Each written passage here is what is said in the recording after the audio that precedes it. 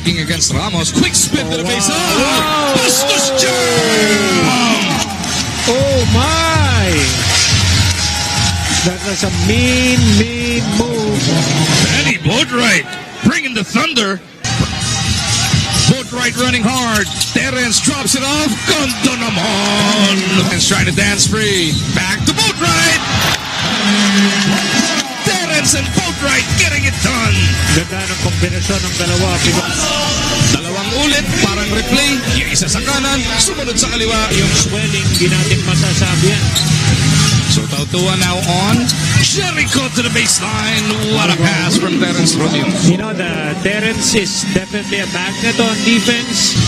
Alam mo, isang misconception o stereotype. Pagka ganyang katisoy, malambot daw. As Boatwright hits a three.